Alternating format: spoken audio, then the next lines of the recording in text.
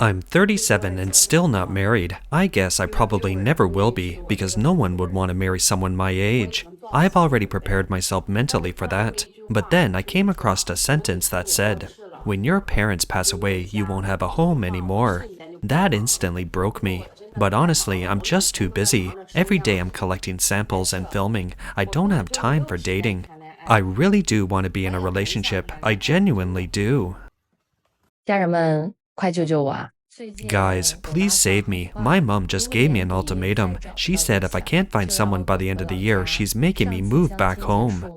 After my last blind date, my parents were furious. They accused me of being too picky, saying I can't reach the ones who are out of my league, and I look down on the ones who aren't. In their eyes, as long as the guy's parents are decent people, their son can't be that bad. But on my end of the phone, I could only swallow my frustration. I suddenly felt so wronged. They only see whether the conditions match, but they don't know that I'm longing for someone I genuinely vibe with. Some people say it doesn't matter who you marry, life will become plain anyway. But I don't believe that. Marriage has never been about just finding someone to get by with. In recent years, China's economic downturn has placed immense pressure on young people. In major cities, the cost of buying a home has practically become a prerequisite for marriage, discouraging many from even considering it. Fresh university graduates struggle to find jobs, wage growth is slow, and the costs of education, healthcare, and raising children remain high. These factors have led more and more young people to delay marriage or to forego it entirely. At the same time, many women have received higher education and are pursuing career development. They place greater value on emotional and intellectual compatibility and are unwilling to lower their standards or settle for just getting married. My goodness, how anxious are girls these days? I checked the comment section today and one girl actually replied to over 100 guys trying to chat with them. That's how desperate she must be. Nowadays, it's almost always the women taking the initiative, while the men stay passive. So I really want to ask, where have all the single men and shy men gone? This blogger is already 37 years old and feels increasingly anxious about not being able to enter marriage. If you only find a partner later in life, it almost starts to feel meaningless, like you're just going to grow old alone. Right now, my parents are still here and still healthy. Whenever something happens, I can still talk to them and discuss things with them. But what about when I get old? What am I supposed to do if I'm entirely alone? It's just so hard to find someone, especially at my age. I've already thought it through. I don't need a house, I don't need a car, I don't need a bride price. As long as he chooses me and treats me well, that's enough. At 35, unmarried and childless, is there still a market for me in the dating scene? I'm going on a blind date today, my first one in 2024. My date is a man born in 1988 from Tangshan, Hebei province. He's a year older than me, owns a house in Chongping but no car, and still has $370,000 left on his mortgage. He works in the R&D department of a state-owned enterprise. My colleague introduced us, saying he's honest, reliable, and a real sweetheart, and I suggested I meet him. Initially, I was hesitant because of the distance, but he insisted on coming to see me. We arranged to meet at 5 p.m. I figured, regardless of whether it works out, I should at least present myself well as a sign of respect. The blogger said that the man arrived early and thoughtfully asked what she wanted to eat. She smiled and replied she was on a diet and suggested grilled fish instead. During the meal, the blogger mentioned she was starting a social media business and asked if she could make videos. The man was initially hesitant, but to accommodate her, he said he was open to it. They chatted very congenially. The man was honest and perceptive. He could immediately understand her meaning from even the smallest gesture. They chatted briefly about their work during dinner, and then she went home. On the way, the guy texted her to ask if she got home safely, seemingly quite impressed with her.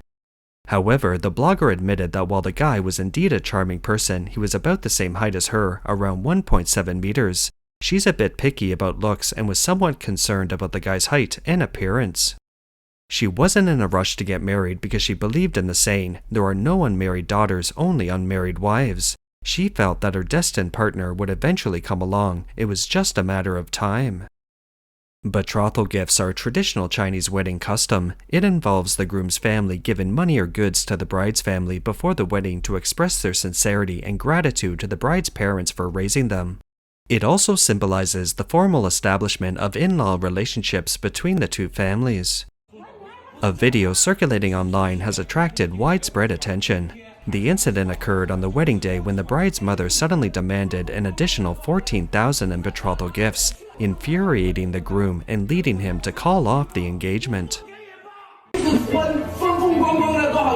This wedding was so grand and lavish, wasn't it? My daughter married so far away, she's now part of your family.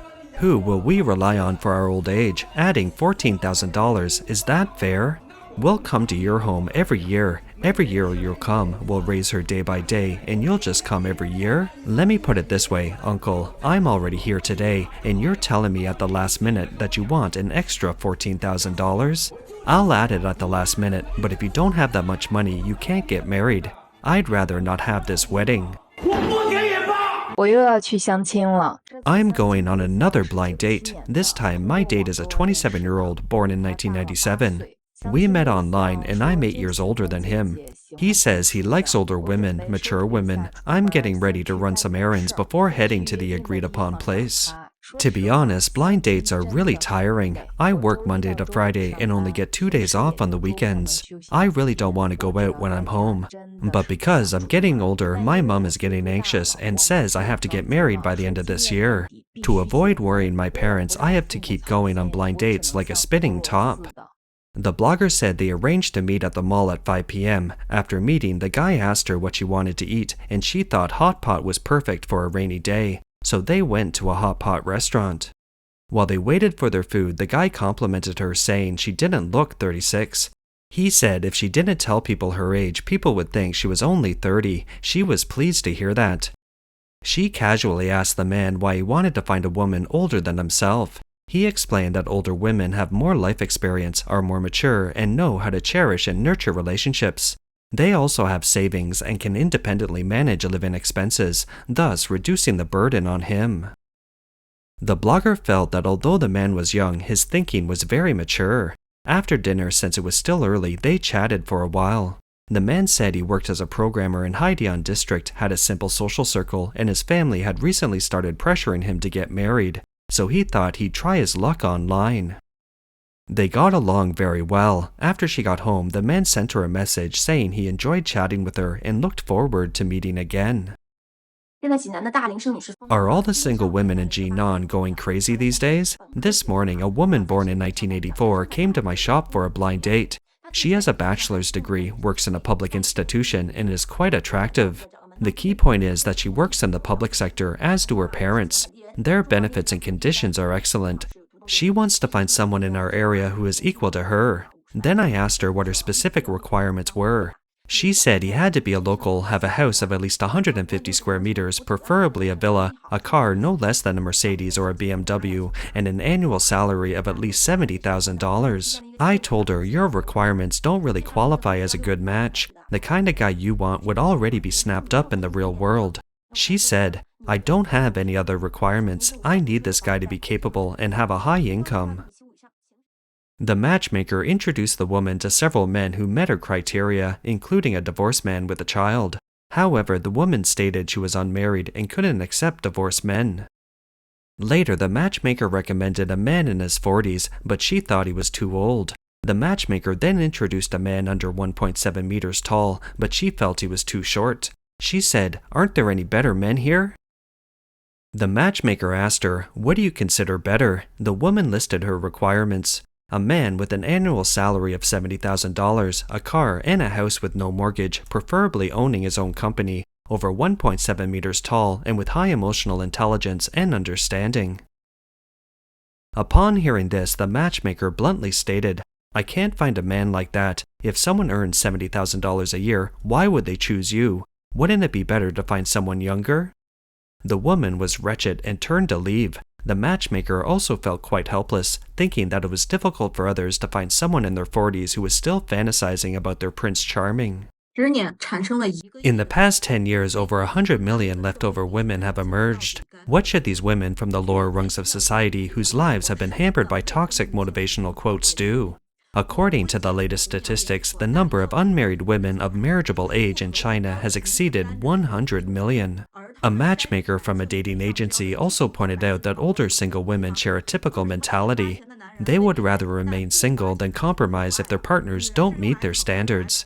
Their criteria for selecting male partners almost entirely stem from popular online toxic motivational quotes, such as, "A man who spends money on you may not love you, but a man who doesn't spend money definitely doesn't love you." Women are meant to be cherished and pampered, and true love is unconditionally accepting all your flaws. The blogger points out that many women lacking independent thinking are influenced by this kind of toxic positivity, gradually distorting their views on love. They are solely focused on marrying into high-income groups, fantasizing about changing their fate through marriage. A popular saying online, "I'd rather cry in a BMW than laugh on a bicycle," perfectly reflects this mentality.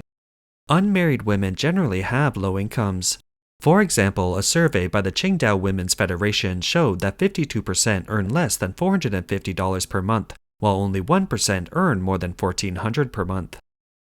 The blogger concludes by reminding women that instead of clinging to the fantasy of changing their fate through marriage, adjusting their views on marriage, letting go of excessively high expectations, and lowering their standards for choosing a partner may be a more realistic solution.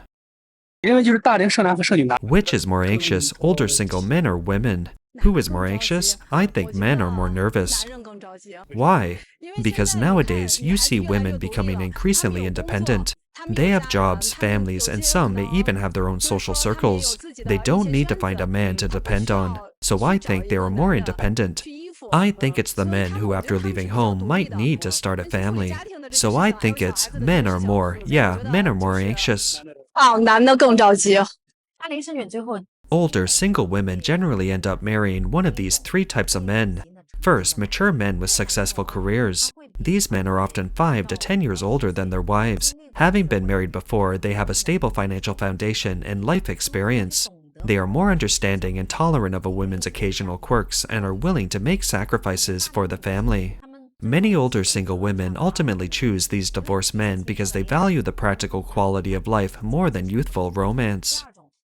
Blogger Yangzi believes the second scenario is that some leftover women will choose to marry leftover men of similar means.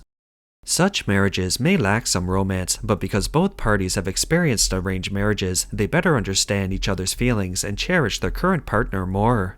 While it may not be a dramatic, passionate love story, it contains genuine affection even if it's ordinariness. The third scenario is that as contemporary women become increasingly economically independent, relationships between older women and younger men are becoming more common. Women are no longer reliant on men's financial support and are more willing to pursue emotional compatibility and companionship, making age difference no longer an obstacle. I never imagined that we, the so-called leftover women of yesteryear, would become the first to reap the benefits of this era. We saw through the true nature of marriage before we were married and had children, thanks to so many women on the internet. Their painful lessons and the messy realities of marriage made us truly cautious about it. Many people impulsively and blindly enter into marriage only to find themselves with a bunch of unrelated people causing them trouble. Then you can't manage it, you want to leave but can't, and you've ruined your life. The blogger stated that she is not against marriage, nor does she advocate gender antagonism. She just no longer has high expectations for marriage at her age. She doesn't expect marriage to change her life. If she meets the right person and is willing to enter into marriage, that would be fortunate. But if she doesn't, she feels that living alone is perfectly fine and poses no problems. Some girls have a misconception that men are more eager to get married than women. Let me tell you, older single men either give up entirely or they're not in a hurry. There are essentially two possibilities. First, they don't want to get married. Second, they might be financially constrained, unable to afford a house or a car. The one who doesn't want to get married but has the financial means can get married anytime. The one with limited financial resources can find a younger woman if their situation improves later. But for older, single women, once your time has passed, you really might not see anyone. Have you noticed? Those older women you couldn't pursue back then are still single, even after several years. They're probably still waiting, still choosing, still comparing, hoping for a man with better overall qualities to appear. And this man? He can't be worse than the one she met in the past, nor can he be worse than her best friends. Otherwise, wouldn't she feel like all these years of waiting have been for nothing? Lowering her standards is out of the question because pride is paramount. That's all for today. If you enjoy our content, please give us a thumbs up, subscribe, leave a comment, and share it with a friend. We appreciate your support, and we'll see you next time.